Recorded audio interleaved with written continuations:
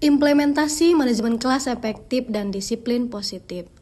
Dari pembelajaran di kelas level 2 Wardah Inspiring Teacher 2024, saya banyak sekali mendapat ilmu dan pemahaman baru. Salah satunya dalam mengimplementasikan manajemen kelas efektif, dan akhirnya saya tergerak untuk melakukan perubahan kecil di kelas saya.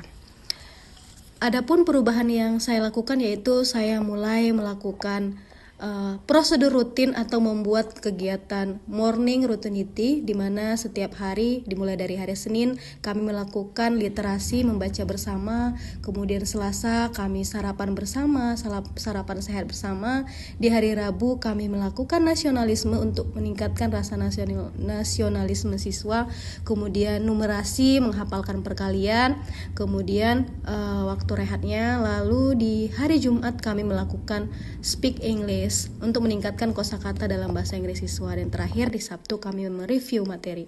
Langkah awal adalah membuat kesepakatan kelas. Saya mengajak siswa untuk melakukan curah pendapat terkait kelas impian yang diinginkannya. Setelah itu saya mengajak siswa untuk mulai mengatur tata letak kursi dan meja untuk mempermudah dan memberikan kenyamanan terhadap siswa, baik belajar secara individu maupun berkelompok. Hal ini untuk meningkatkan rasa kenyamanan dalam belajar di kelas.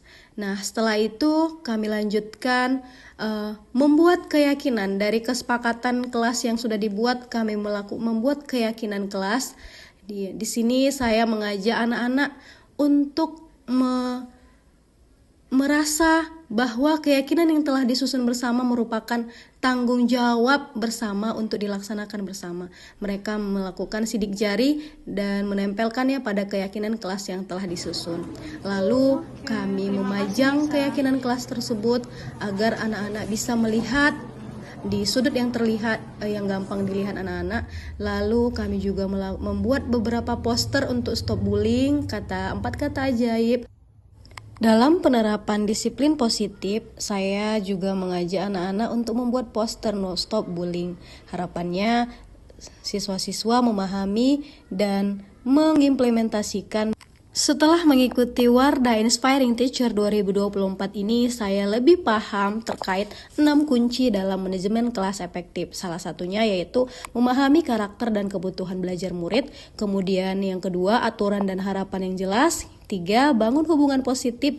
4. Prosedur yang rutin. 5. Konsistensi. Dan yang terakhir adalah evaluasi dan refleksi. Di sini dengan adanya perubahan-perubahan yang saya lakukan di kelas saya, harapannya saya bisa memanajemen kelas sehingga kelas menjadi tempat ternyaman bagi siswa-siswa saya.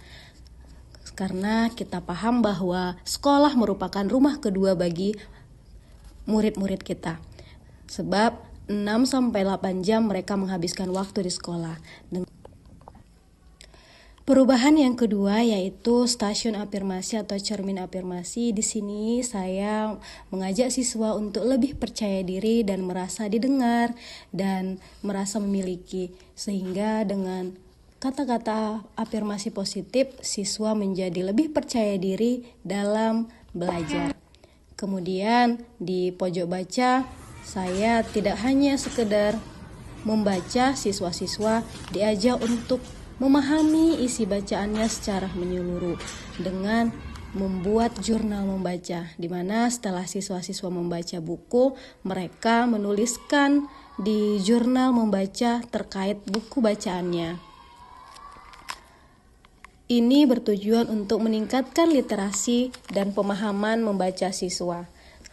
Salah satu bentuk terciptanya hubungan positif adalah adanya rasa memiliki dalam diri siswa. Siswa menyadari bahwa mereka merupakan bagian dari sebuah keluarga di dalam kelas yang punya hak dan tanggung jawab masing-masing, sehingga mendorong siswa mau terlibat dan menjaga hal-hal yang berkaitan dengan keamanan dan disiplin positif di kelas. Selanjutnya adalah konsistensi dalam manajemen kelas itu sangat penting, di mana di sini saya mengajak siswa-siswa secara bergiliran untuk menjaga lingkungan kelas agar tetap bersih, kemudian secara bergantian di depan kelas untuk melakukan refleksi atau menyimpulkan pembelajaran setiap harinya. Nah, harapannya Dengan ini, siswa lebih aktif, lebih percaya diri dalam menyampaikan pendapat, untuk melatih siswa dalam berbicara serta menyampaikan pendapat. Sehingga kelas menjadi tempat ternyaman siswa untuk mereka bermain, belajar, bereksplorasi sesuai dengan kebutuhan belajar mereka. Karena sejatinya adalah tujuan pembelajaran adalah untuk murid, agar mereka mencapai kebahagiaan setinggi-tingginya.